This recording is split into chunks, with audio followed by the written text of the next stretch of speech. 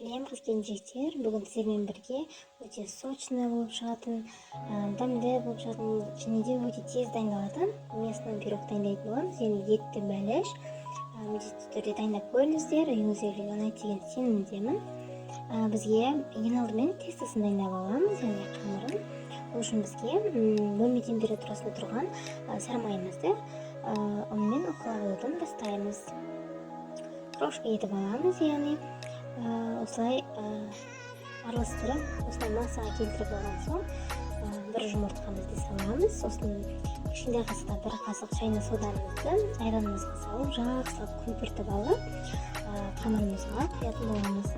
Жақсылап көпіріп алу керек, неге видеодағыдай болу керек. Мен ашыған айран қолдандым. Свежий айран қолдансаңыздар да болады, немесе магазиндік кефир қолдансаңыздар да болады. Осылай салып алған соң жұмсақ етіп қамыр илеп алатын боламыз. Ұнды көп қоса бермеңіздер. Қамыр өзі жұмсақ болып шығады, мінекей видеодағыдай. Осындай жұмсақ қамыр болып шығу керек. Сосын қамырымызды демалдыруға жібереміз. Ол уақыттың ішінде біз салмамызды дайындайтын боламыз. Салмамыздың картошка, сәбіз, пияздарны мен алдын-ала тура дайындап алдым. Сәбіз қосуда мүлдем міндетті емес. Салмасын өз қалауларыңыз бойынша жасасаңыздар болады. Курине салма жасасаңыздар да болады, немесе тек қана етпен жасайын десеңіздер де өз қалауларыңыз. Мен салмасын осылай дайындап аламын.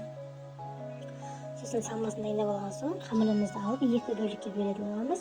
Бір бөлігі кішкене үлкендеу болу керек, екінші бөлігі кішкене кішілеу болу керек. Үлкендеу бөлігі астына төсейтін боламыз. Кішілеу бөлігі үстіңгі бөлігі.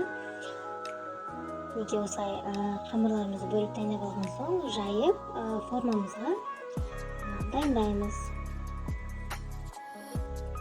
Мен домалақ форма қолдандым. 4-3 етіп жасасаңыздар да болады. Формасын келтіруде өз қалауларыңызға байланысты жасасаңыздар болады. Бұл қамыр универсал қамыр болып табылады. Осы қамырмен самса жасасаңыздар да болады, сосиска в тесте жасасаңыздар да болады. Осы қамырдың рецептін міндетті түрде сақтап алыңыздар. Универсал қамыр бүткіл нелерге, самса болсын, жаңағындай, осы пирог болсын, кете береді. Қамырларымызды дайындап жайып алған соң арасына салмамызды салып түйіп алатын боламыз. Салмамызды бір тегіс етіп салу керек, беті тегіс болу үшін пирогымызды.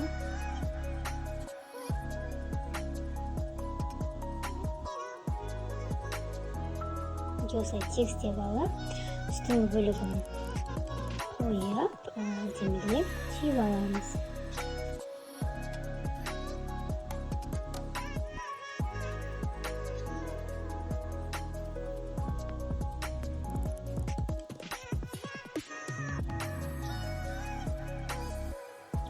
Пирогымызды алдын ала қыздырып алынған пеште 200 градуста 40-50 минут пісіріп алатын боламыз.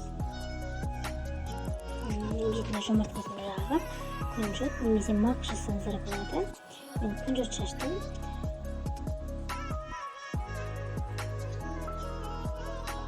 Каналға тіркеліп, лайк басып, комментарий қалдыруды ұмытпаңыздар. Міндетті түрде дайындап көріңіздер. Қыздар өте дәмді. Бір дайындаған соң қайта дайындап келеді.